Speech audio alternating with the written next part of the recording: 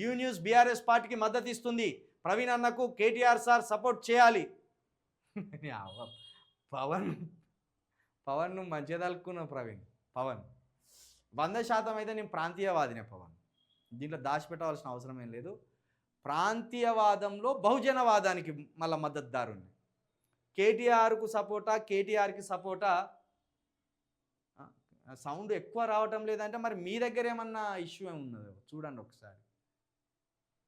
కేసీఆర్కి సపోర్టా కేటీఆర్కి సపోర్టా కాదు కానీ ప్రాంతీయ పార్టీలకు సపోర్టు.